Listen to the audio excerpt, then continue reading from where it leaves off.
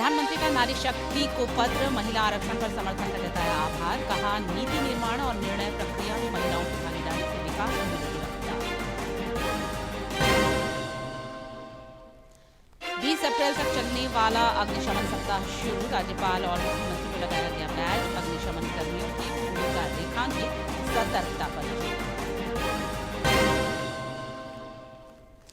बाबा साहब को राज्य भर में जयंती पर दी गई विनीत श्रद्धांजलि, खास और आम सभी ने योगदान किया याद। सामाजिक न्याय और समतामूलक समाज निर्माण पर संकल्प। मुख्यमंत्री ने रांची के श्री राम जानकी तपोवन मंदिर में की पूजा अर्चना, नवनिर्माण कार्यों का लिया जायजा। विश्वास संक्रांति पर बाबा बैद्यनाथ की नगरी में श्रद्धालु।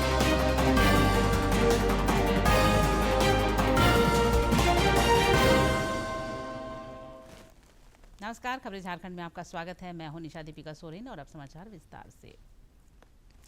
नारी शक्ति वंदन अधिनियम पर चर्चा के लिए 16 अप्रैल से संसद का 3 दिवसीय विशेष सत्र चलेगा। प्रधानमंत्री नरेंद्र मोदी ने देश भर की महिलाओं को संबोधित करते हुए एक पत्र लिखा है, जिसमें उन्होंने विधायी निकायों में महिलाओं को आरक्षण देने की पहल पर मिल रहे समर्थन के लिए आभार जताया है। श्री मोदी ने इस पत्र के जरिए नारी शक्ति को भरोसा दिलाया कि दशकों से लंबित इस अभियान को अंजाम तक पहुंचाने के लिए सरकार प्रतिबद्ध है। प्रधानमंत्री ने भरोसा जताया कि जब महिलाएं नीति निर्माण और निर्णय प्रक्रिया में सक्रिय रूप से शामिल होंगी तो देश की प्रगति ज्यादा तेज होगी।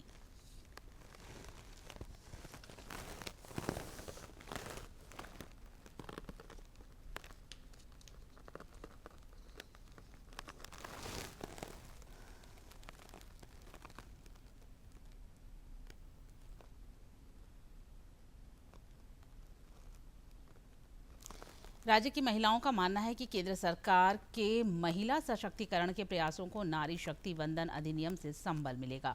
गोड्डा की महिलाओं ने पहल का स्वागत करते हुए कहा कि आधी आबादी को इससे बढ़ने का अवसर मिलेगा।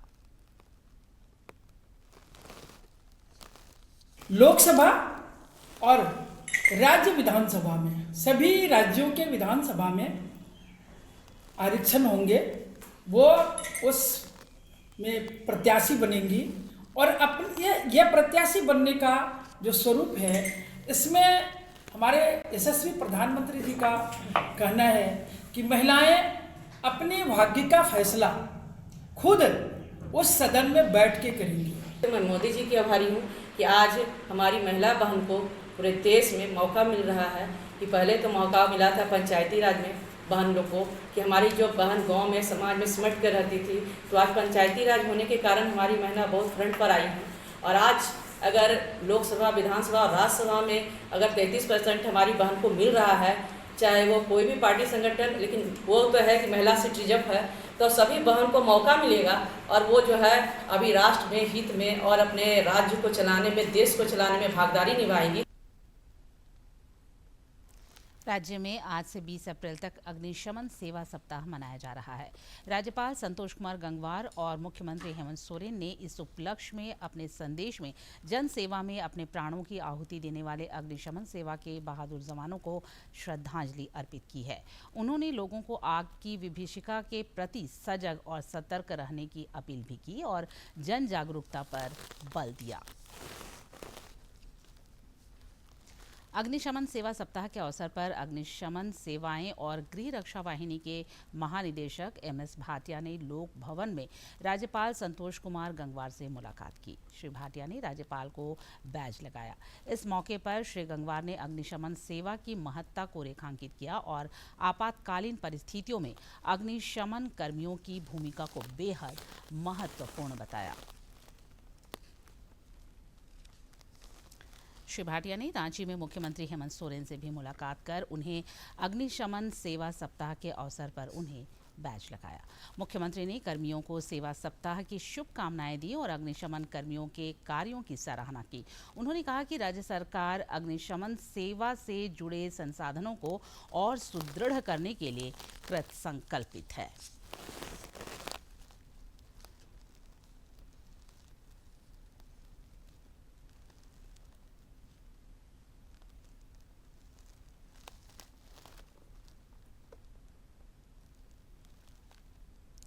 ट्रेजरी घोटाला मामले में राज्य सरकार भाजपा के निशाने पर है। हजारीबाग के सांसद मनीष जायसवाल ने आशंका जताई है कि ट्रेजरी से अवैध निकासी का मामला चारा घोटाले से भी बड़ा घोटाला साबित हो सकता है। श्री जायसवाल ने कहा कि पूरे राज्य भर के ट्रेजरी की जांच होनी चाहिए।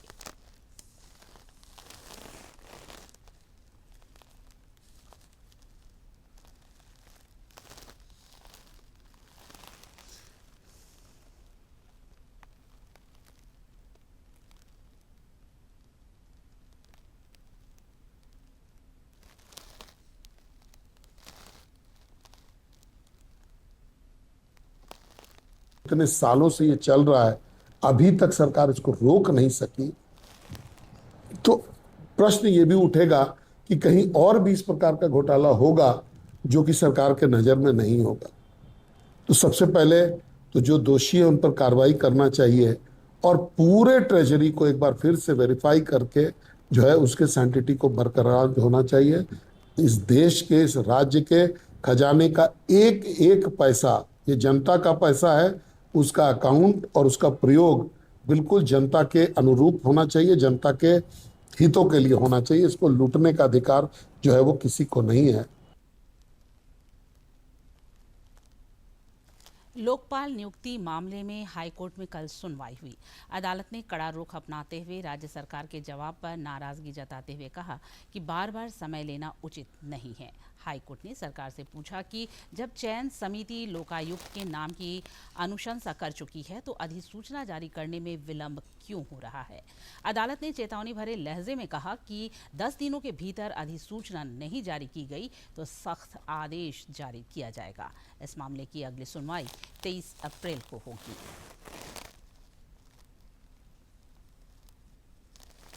पश्चिमी एशिया घटनाक्रम पर केंद्र सरकार की नजर है।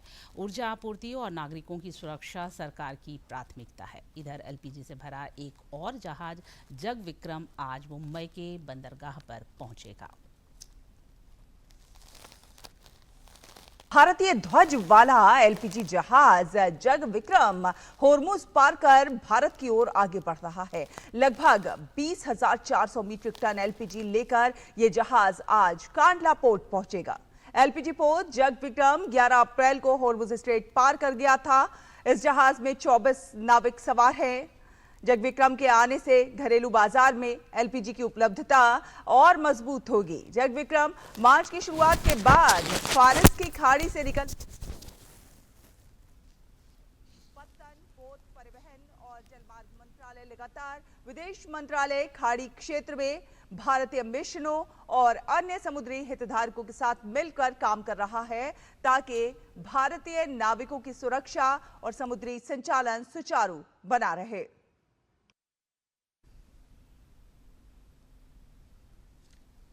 इधर पेट्रोलियम और प्राकृतिक गैस मंत्रालय ने बताया है कि देश में घरेलू एलपीजी सिलेंडरों की डिलीवरी सामान्य बनी हुई है।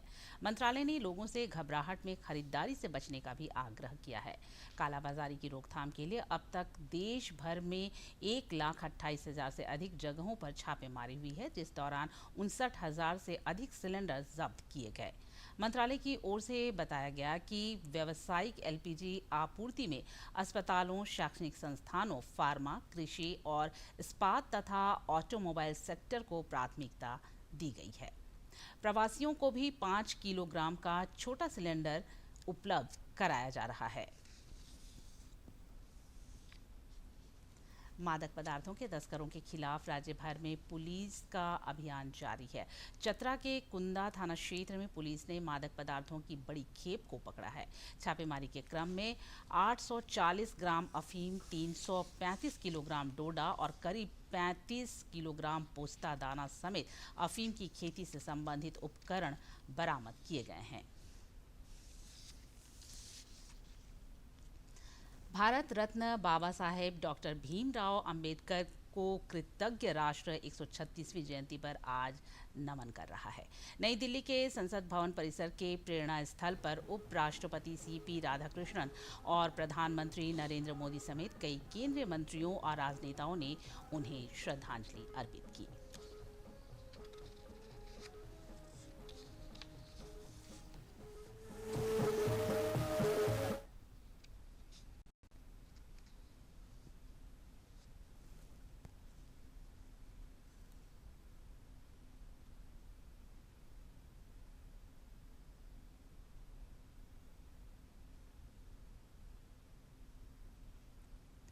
प्रधानमंत्री नरेंद्र मोदी ने एक वीडियो संदेश के माध्यम से महान समाज सुधारक भारत रत्न बाबा साहेब डॉक्टर भीमराव अंबेडकर को नमन किया है।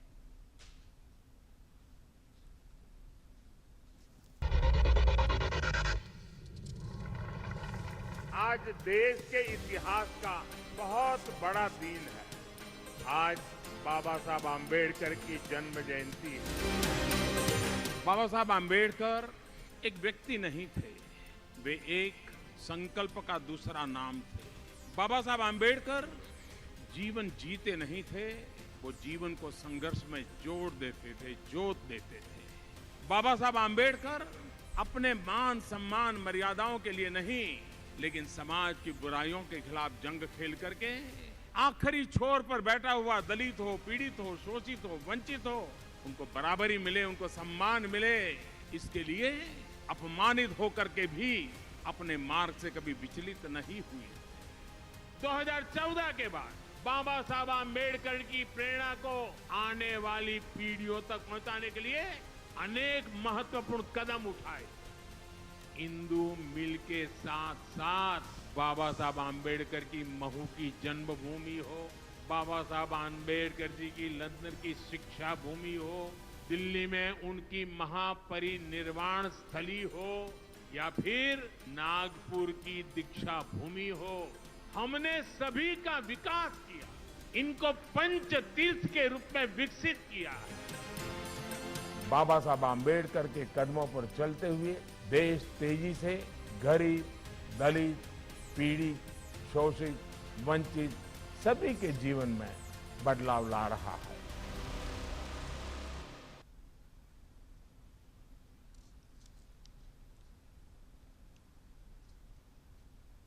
राज्य में भी जगह जगह श्रद्धांजलि और प्रार्थना सभा का आयोजन कर बाबा साहब को याद किया जा रहा है।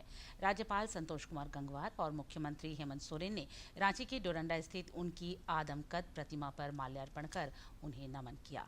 इस दौरान राज्यपाल और मुख्यमंत्री ने भारत रत्न डॉक्टर भीमराव अंबेडकर के योगदान को अविस्मरणीय बताया।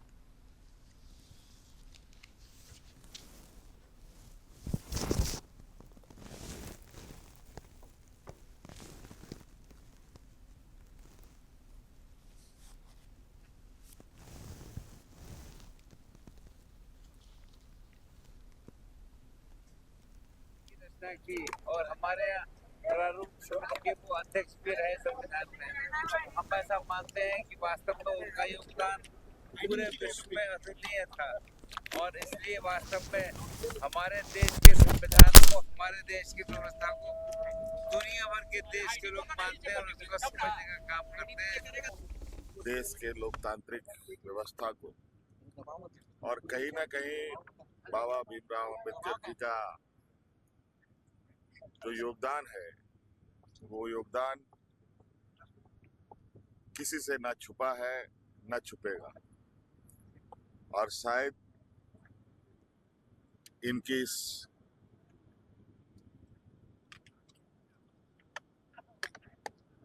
संविधान की रचना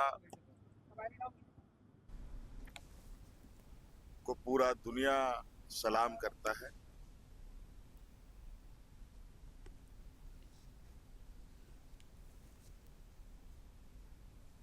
रक्षा राज्य मंत्री संजय सेठ, नेता प्रतिपक्ष बाबूलाल मरांडी, प्रदेश भाजपा अध्यक्ष आदित्य प्रसाद साहू समेत कई नेताओं ने बाबा साहेब को जयंती पर याद करते हुए नमन किया है।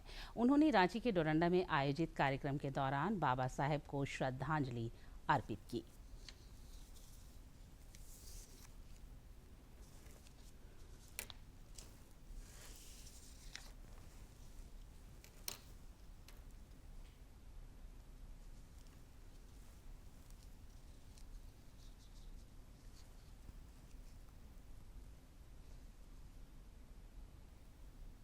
प्रधानमंत्री कहते हैं अंत्योदय, एकात्म मानव का दर्शन कहा पंडित दीनदयाल उपाध्याय। वहीं दूसरी ओर बाबा साहब अम्बेडकर की उस प्रेरणा को प्रधानमंत्री जी गांव गांव टोला टोला पहुंचा रहे हैं। आज 135वीं जयंती पर शुभ अवसर पर हमारी तरफ से ये शुभकामना कि उनकी प्रेरणा से देश इसी तरह अग्रसर करता है। कि बाबा साहब भीमराव अम्बेडकर जी एक देशभक्त भी थे, समझदार भी थे, अर्थशास्त्री भी थे। तो हमें जानने का, समझने का और जीवन में उतारने का भी हम सबको प्रयास करने थे। का काम किया, संविधान का निर्माण करने का काम किया है। और संविधान में विशेष ग्रंथ है जिसमें कोई बड़ा होता है, कोई छोटा होता है, कोई गरीब होता है, कोई अमीर होता है, सभी के लिए कानून बराबर है। और यह देश संविधान के अनुसार चलने वाला देश है। मंत्री सुदीव्य कुमार ने गिरिडीह में बाबा साहेब डॉक्टर भीमराव अंबेडकर की प्रतिमा का आज अनावरण किया। उन्होंने बाबा साहेब को श्रद्धासुमन अर्पित करते हुए उन्हें श्रद्धांजलि अर्पित की। इस दौरान कई गणमान्य लोग मौजूद रहे।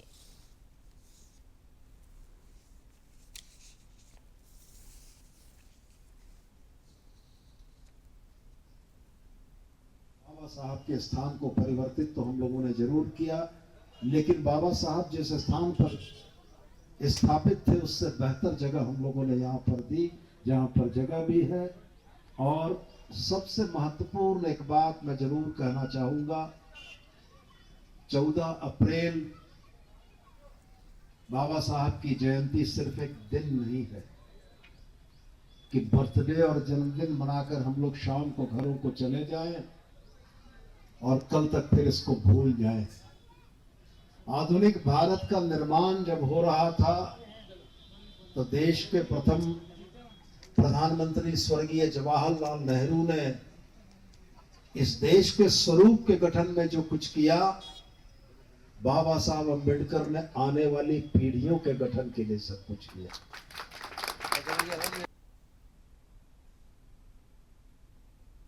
मुख्यमंत्री हेमंत सोरेन ने आज अपनी पत्नी कल्पना सोरेन के साथ रांची के श्री राम जानकी तपोवन मंदिर में पूजा अर्चना की। उन्होंने निवारणपुर स्थित इस मंदिर के नवनिर्माण कार्यों का भी जायजा लिया।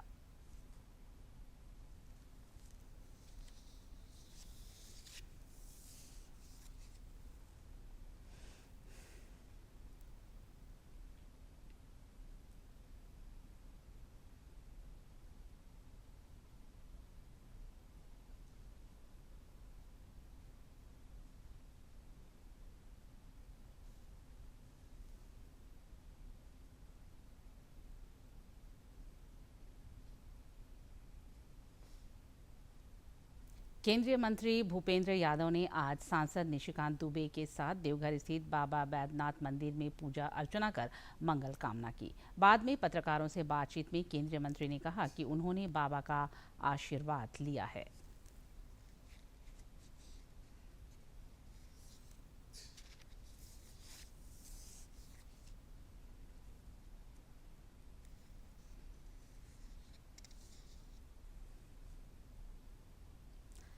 बाबा बैद्यनाथ धाम में विश्वा संक्रांति का पर्व श्रद्धा और आस्था के साथ मनाया गया। इस अवसर पर मंदिर में विशेष पूजा अर्चना की गई। वहीं घर घर में गुड़, सत्तू और दही का भोग लगाया गया।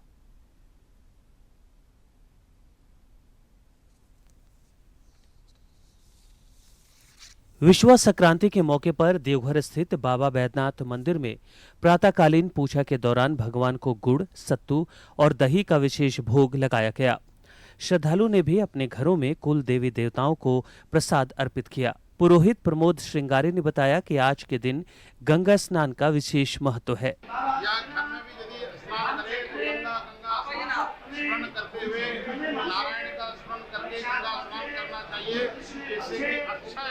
पुण्य फल की प्राप्ति होती है। आज जो है विशेष बाबा बैद्यनाथ जी का कलंक का आरंभ हो जाएगा और सत्तू भोग लगता है, क्योंकि आज सतवानी पर्व है। ये मेषान में संक्रमण में पुण्य काल में घटदान करते हैं और पुण्य फल के भागी बनते हैं।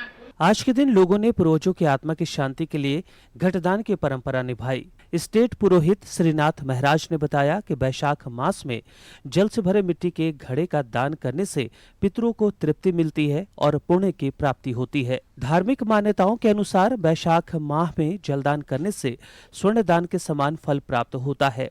साथ ही वैज्ञानिक दृष्टिकोण से भी यह परंपरा महत्वपूर्ण है।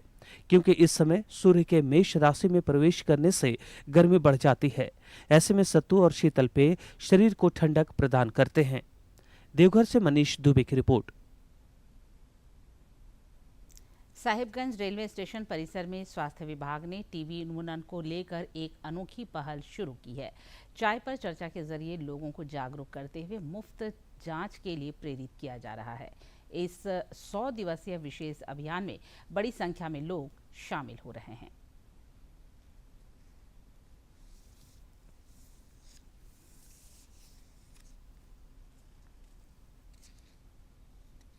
जिला स्वास्थ्य समिति साहिबगंज द्वारा civil surgeon doctor Ramdev Paswan के नेतृत्व में इस विशेष शिविर का आयोजन किया गया।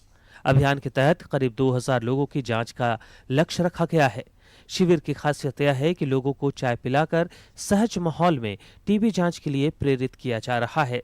साथ ही अत्याधुनिक इलेक्ट्रॉनिक एक्सरे मशीन से मौके पर ही जांच की सुविधा उपलब्ध कराई जा रही है। और ये खासकर जो श्रमिक हैं, जो सवेरे घर से निकल जाते हैं और फिर रात में पहुंचते हैं, उन लोगों के लिए है। और विशेष करके स्वास्थ्य विभाग में जागरूकता और जन भागीदारी के लिए कार्यक्रम किया गया है, जिसमें हम लोग शुगर, बीपी, अन्य जो जांच है वो भी करवाते हैं। साथ साथ जिनको लगता है कि ये संभावित टीबी का मरीज हो सकता है, उनका एक्सरे भी करवाते हैं। तो ये खासकर सरकार द्वारा योजनाएं जो चलाई जा रही है वो जनमानस तक पहुंचे, घर घर पहुंचे। शिविर में डॉक्टर मुकेश कुमार समेत कई स्वास्थ्यकर्मी सक्रिय रूप से अपनी सेवाएं दे रहे हैं। सुबह 6 बजे से शुरू हुए इस अभियान में बड़ी संख्या में लोग पहुंचकर अपनी जांच करा रहे हैं। स्वास्थ्य विभाग की टीम लोगों को लगातार जागरूक कर रही है कि समय पर जांच और इलाज से टीबी जैसे बीमारी को पूरी तरह से खत्म किया जा सकता है। 6 बजे से हमारे सिविल सर्जन महोदय के द्वारा और हमारे स्वास्थ्य विभाग की सारी टीम के द्वारा एक चाय चौपाल रखा गया है, जिसमें आपका मुफ्त में निःशुल्क ब्लड प्रेशर की जांच, ब्लड शुगर की जांच, और जिनको काफ़ी लंबे समय से खांसी है, दम फूलता है, तो हम लोगों ने ऑन दी स्पॉट चेस्ट का एक्सरे भी रखा है। छाती का एक्सरे करवाइए और रिपोर्ट आपको मोबाइल पर चला जाएगा। और साथ में इसके उपरांत जो है ये जो हमारे सिविल सर्जन महोदय के द्वारा एक यूनिक स्कीम हमारे साहिबगंज जिला में ही ये चल रहा है।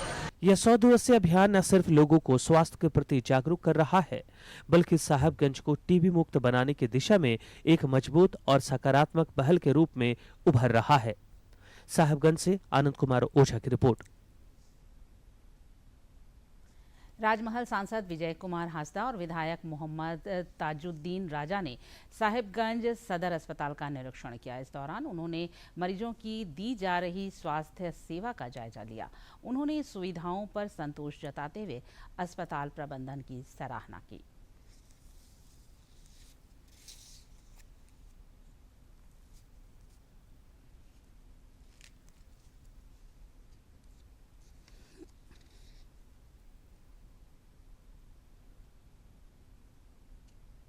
गए हैं लोगों की सुविधाओं को नज़र में रखते हुए, जिस तरह से आपके दवाई का स्टोर्स हो, चाहे एसएमसीयू हो, बेड्स हों, प्राइवेट वार्ड हों, तो बहुत सारा विस्तारीकरण चल रहा है। अभी कुछ बिल्डिंग्स अंडर प्रोग्रेस भी है। मुझे लगता है कि आने वाले समय में हम लोग जो चाह रहे थे कि जो सदर अस्पताल मेन सेंटर हमारा जो है वो बेहतर सुविधाओं के साथ लैस हो, हमारी सरकार उसमें बहुत अच्छी तरह से काम कर रही है।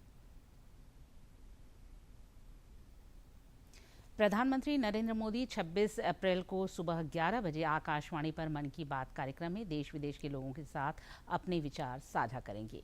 इस कार्यक्रम के लिए आम लोग अपने विचार और सुझाव टोल फ्री नंबर 1800117800 पर भेज सकते हैं। हजारीबाग में योगासन स्पोर्ट्स चैंपियनशिप का आयोजन हुआ, जिसमें स्कूलों और क्लबों के प्रतिभागियों ने उत्साहपूर्वक हिस्सा लिया। बेहतर प्रदर्शन करने वाले प्रतिभागी राज्य स्तरीय प्रतियोगिता में जिला का प्रतिनिधित्व करेंगे। हजारीबाग जिला योगासन स्पोर्ट्स एसोसिएशन के तत्वाधान में आयोजित यह चैंपियनशिप जिले के उभरते योगासन खिलाड़ियों के लिए एक बड़ा मंच साबित हुआ है। एसोसिएशन के पदाधिकारियों का कहना है कि यहां से चयनित खिलाड़ी अब जून माह में रांची में प्रस्तावित राज्य स्तरीय प्रतियोगिता में हिस्सा लेंगे। लोगों ने पहला 2025 में किया था, ये सेकेंड चैंपियनशिप है जो हजारीबाग जिला में हो रहा है। यहाँ से जो बच्चे आज प्रतियोगिता में जो भाग ले रहे हैं वो बच्चे चुने जाएंगे स्टेट के लिए, राज्य स्तरीय प्रतियोगिता के लिए, जो कि हमारा उम्मीद है कि जून में होगा। और वहाँ से पार्टिसिपेशन के बाद फिर बच्चे राष्ट्रीय स्तर के प्रतियोगिता के लिए वो चुनाव होगा उनका। यह प्रतियोगिता योगासन भारत के उन नियमों पर आधारित थी जिसे भारत सरकार के युवा मामले एवं खेल मंत्रालय ने मान्यता दी है। खिलाड़ियों का मानना है कि योग को अंतर्राष्ट्रीय खेल के रूप में पहचान मिलने से अब इसमें भविष्य संवारने के अवसर बढ़ गए हैं। योग एक चीज ऐसी है ना, जो अगर लोग कंपटीशन के लिए नहीं खेल रहे तो कम से कम उनको 15 से 20 मिनट ना अपने हेल्थ के लिए तो करना ही चाहिए, और अगर कंपटीशन के लिए कर रहे हैं तब तो और भी बढ़िया है। तो मैं तो कहूँगी कि हर एक जो स्टूडेंट है ना उसको अपनी लाइफ में योग करना ही चाहिए, क्योंकि एक ऐसी चीज़ है ना जो हमारी पढ़ाई में बहुत ज़्यादा इफेक्ट करता है। लाइक हमारा जो फोकस हो गया, हमारा जो अटेंशन का जो लेवल होता है ना वो काफ़ी ज़्यादा बढ़ जाता है। तो मैं कहूँगी कि ये करना चाहिए, सबको करना चाहिए। कार्यक्रम के मुख्य अतिथि के रूप में मौजूद विनोबा भावे विश्वविद्यालय के कुलपति प्रोफेसर चंद्रभूषण शर्मा ने शैक्षणिक संस्थानों के इस दायित्व पर जोर दिया। उन्होंने कहा कि प्रधानमंत्री नरेंद्र मोदी के प्रयासों से योग आज विश्व पटल पर है और शैक्षणिक संस्थानों को ऐसे आयोजनों को प्रोत्साहित करना चाहिए। योग हमारी विरासत है और हमारा देन है दुनिया को। किसी कारण बस ये पिछड़ गया, पीछे चला गया। हम आभार व्यक्त करेंगे प्रधानमंत्री मोदी जी का कि उन्होंने इसको पुनः स्थापित कराने के लिए इतना प्रयास किया है। हम लोगों का ये छोटा सा योगदान है कि हम अपने अपने स्तर से कर करके और इसको दुनिया के सामने लाएं। आयुष मंत्रालय और खेल मंत्रालय की दोहरी मान्यता मिलने के बाद योगासन भारत का पहला ऐसा खेल बन गया है जिसे हर बड़े संस्थान का समर्थन प्राप्त है। हजारीबाग के इन खिलाड़ियों की एकाग्रता और लचीलापन ये बता रहा है कि भविष्य में योगासन की दुनिया में झारखंड का नाम सुनहरे अक्षरों में लिखा जाएगा। हजारीबाग से गौरव की रिपोर्ट। जानते हैं मौसम का हाल। राज्य में अगले 5 दिनों के दौरान तापमान में 3 से 5 डिग्री सेल्सियस तक की वृद्धि हो सकती है। 16 अप्रैल तक मौसम शुष्क रहने का पूर्वानुमान है। वहीं 17 अप्रैल को राज्य के उत्तर पूर्वी हिस्सों में कुछ हिस्सों में बारिश होने की संभावना है। 17 और 18 अप्रैल को रांची, पलामू, गढ़वा समेत कई जिलों में हीट वेव चलने की आशंका है, जिसके लिए मौसम विज्ञान केंद्र ने चेतावनी जारी की है। आइए इस वीडियो क्लिप में देखते हैं देश की समृद्ध सांस्कृतिक विरासत कठपुतली की सुंदर झलकियां।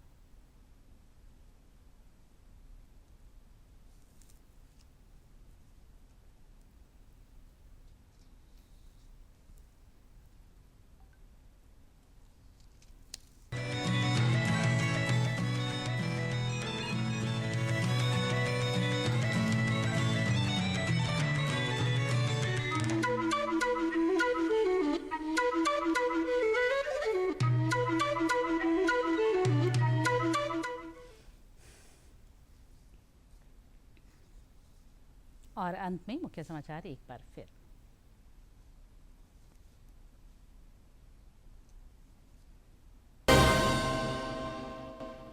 प्रधानमंत्री का नारी शक्ति को पत्र, महिला आरक्षण पर समर्थन का जताया आभार। कहा नीति निर्माण और निर्णय प्रक्रिया में महिलाओं की भागीदारी से विकास को मिलेगी रफ्तार। 20 अप्रैल तक चलने वाला अग्निशमन सप्ताह शुरू, राज्यपाल और मुख्यमंत्री को लगाया गया बैच। अग्निशमन कर्मियों की भूमिका रेखांकित, सतर्कता पर।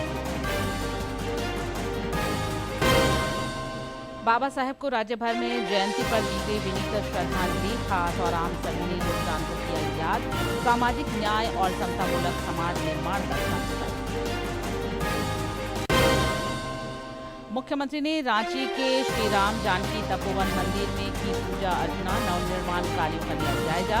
विश्वास संक्रांति पर बाबा बैद्यनाथ की नगरी में श्रद्धालुओं की